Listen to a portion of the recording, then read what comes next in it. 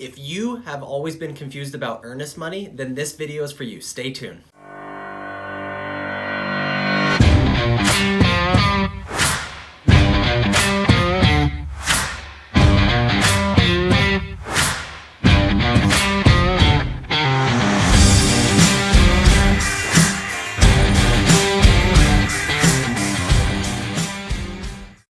Hello everybody, Alex here again. Thanks for tuning into my YouTube channel. In this video, I'm going to give you the most common questions that I get about earnest money dealing with real estate transactions. Earnest money in a real estate transaction is held by a third party known as escrow.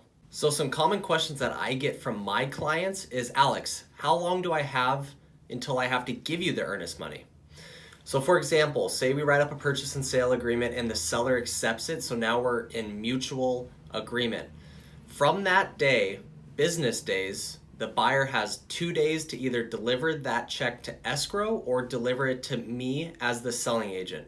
If they decide to deliver it to me within 2 days, then I have 3 days to take that check over to escrow. Now, I've never even used the full 5 days. I recommend to people, once we're in mutual, just have a check ready so I can just grab it from them, or they can just drive straight to escrow and then it's done. We don't have to worry about it. Second most common question I get is, Alex, do I get my earnest money back as a refund at closing? What happens to it? Now, this might be confusing for a lot of people, so I'll just give you a quick example. Say you're paying all cash for a deal, and say the property is, say, $300,000, and you put $10,000 of earnest money down.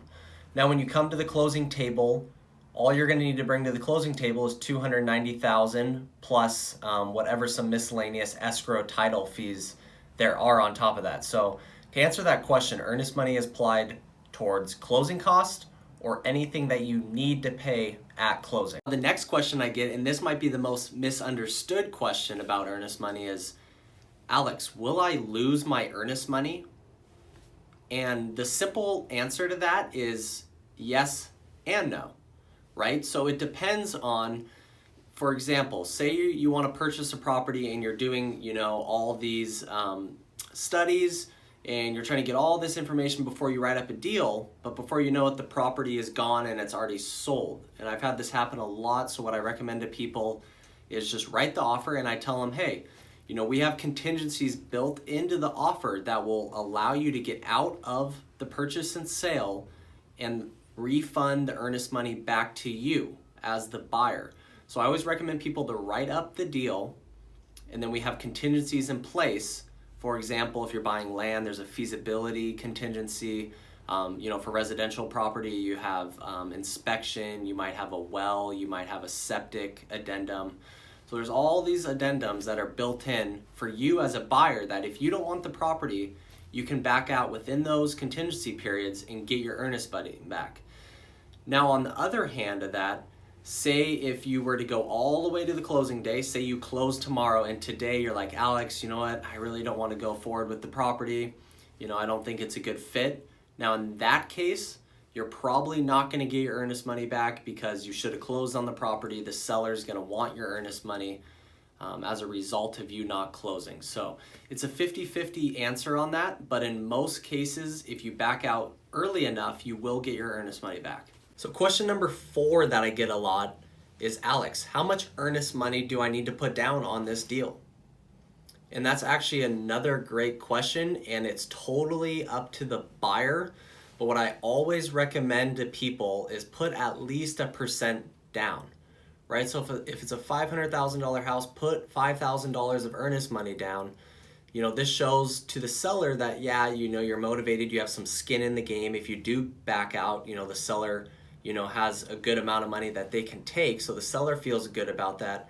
And at the end of the day, as for you as a buyer, it's just going to be applied towards your closing costs. So it just reduces the amount you need to bring to the closing table.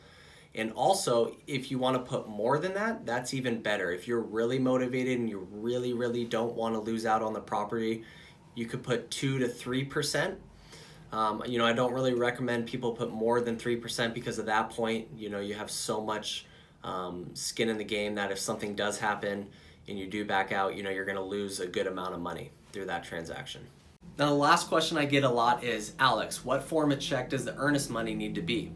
Now it could be three different things. It could be a personal check, it could be a cashier's check, or it could just be a straight wire into the escrow account. Now it just depends on your situation. If you live far away from the property and maybe you don't want to drive an hour, a wire is probably easier.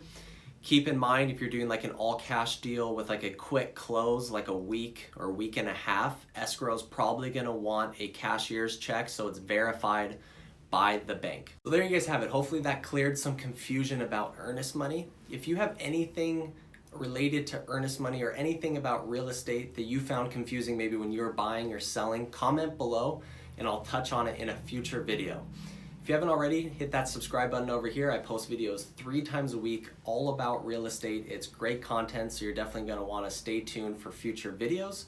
As always, thanks for tuning in again, guys, and we'll see you in the next video.